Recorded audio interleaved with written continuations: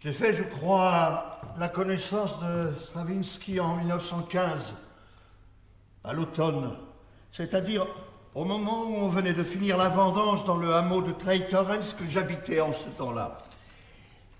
Je ne savais rien encore de Stravinsky, ou presque rien. Je savais seulement qu'Hans Hermet le tenait pour un grand musicien.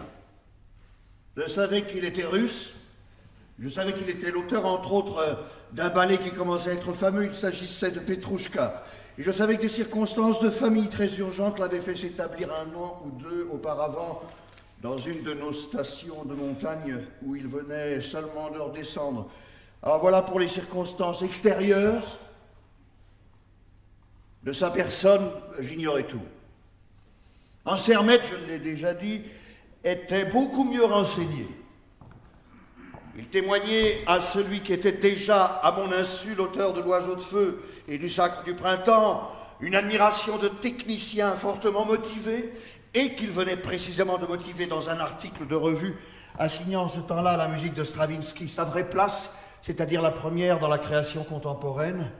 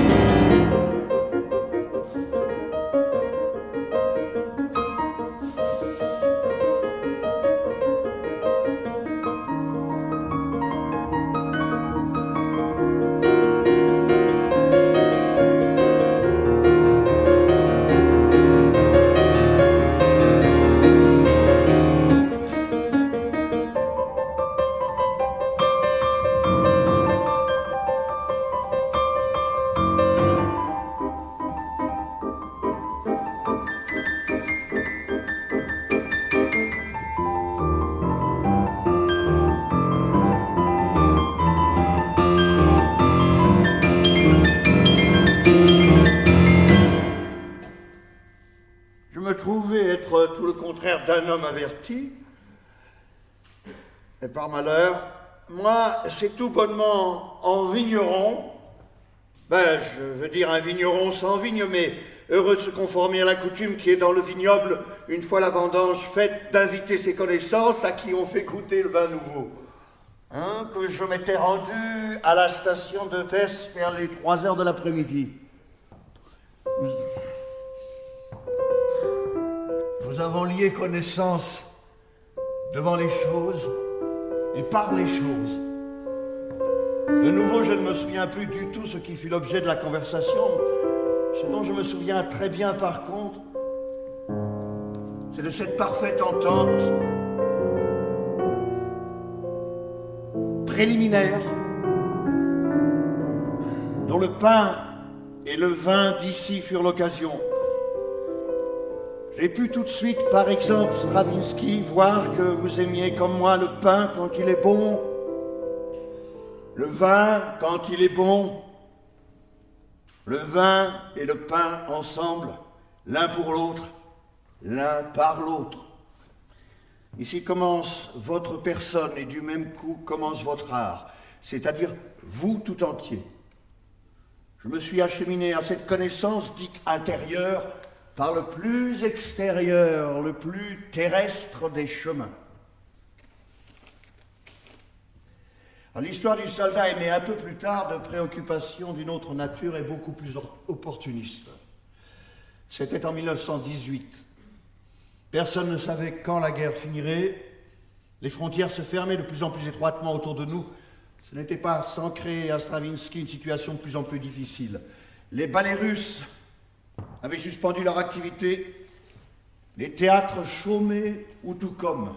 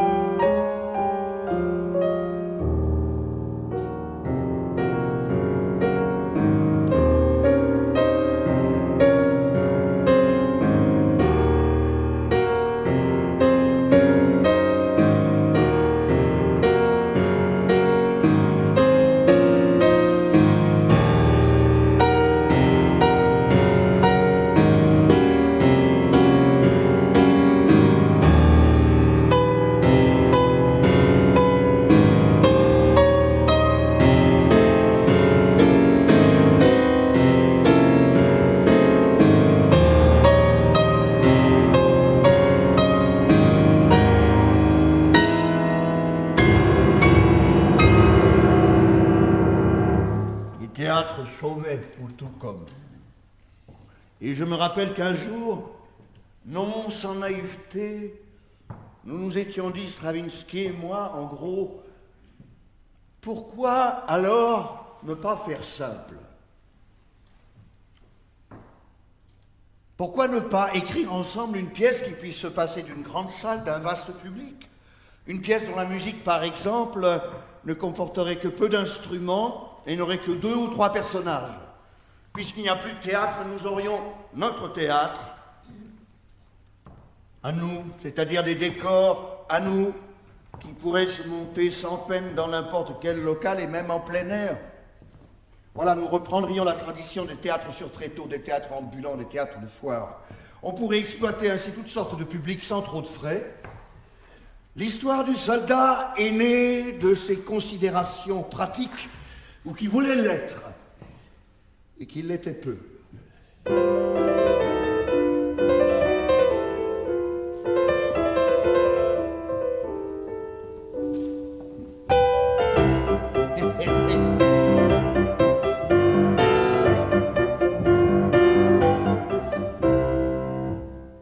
L'histoire du soldat devait être une affaire, et une bonne affaire. Elle n'a jamais été une bonne affaire, ni même une affaire tout court. Je crois pourtant qu'elle est redevable à l'espèce même des préoccupations qui l'a justifiée à nos yeux d'une certaine ingénuité, son mérite, si elle en a un, et qu'elle n'a pas eu pour point de départ des préoccupations esthétiques. Elle n'a pas cherché à être l'expression d'une doctrine, elle n'a rien d'un manifeste, qu'elle doit tout à l'occasion. L'histoire du soldat était une pièce de circonstance au pluriel, et très authentiquement née d'elle, ce que tout naturellement les spectateurs n'ont pas compris. L'explication était trop simple. Alors, chacun de nous n'avait cherché qu'à y demeurer ce qu'il était. N'étant pas un homme de théâtre, j'avais proposé à Stravinsky d'écrire plutôt qu'une pièce au sens propre, une histoire, lui faisant voir que le théâtre pouvait être conçu dans un sens beaucoup plus large qu'on ne le faisait d'ordinaire, et qu'il se prêtait parfaitement, par exemple, je continue à le penser, à ce qu'on pourrait appeler le style narratif. Pour Stravinsky, il avait été convenu qu'il concevrait sa musique comme pouvant être complètement indépendante des textes et constituer une suite, ce qui lui permettrait d'être exécuté en concert. Restait à trouver le sujet, rien de plus facile. J'étais russe, le sujet serait russe. Stravinsky était vaudois en ce temps-là. Bien, la musique serait vaudoise. Nous n'avons eu qu'à feuilleter ensemble un des tomes de l'énorme compilation d'un illustre folkloriste, dont j'ai oublié le nom.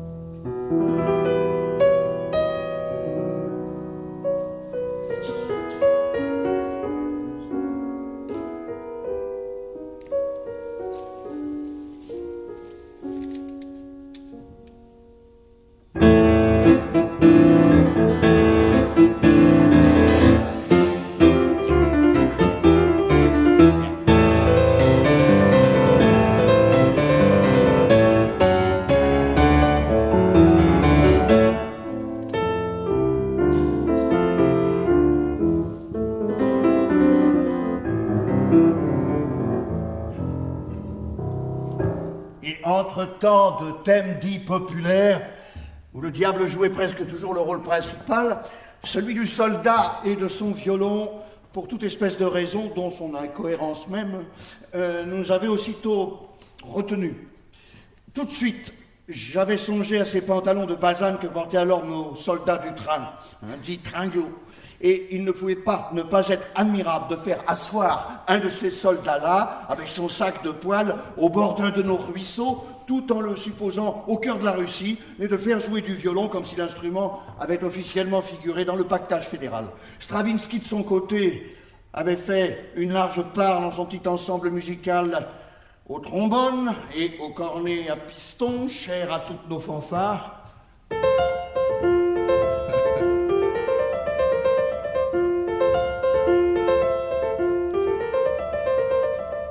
Une plus large encore à la grosse caisse,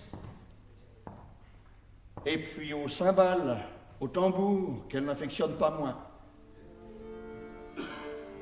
Bon, hélas,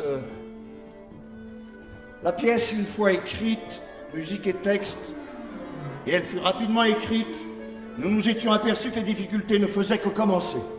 L'histoire du soldat existait bien sur le papier, encore fallait-il qu'elle fût jouée, puisqu'elle n'était faite que pour être jouée.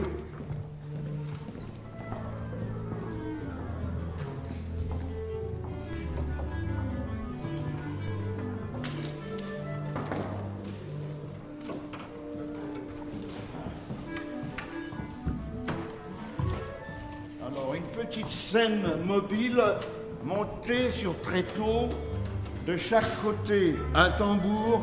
Sur un des tambours est assis le lecteur devant une petite table avec une chopine de vin blanc.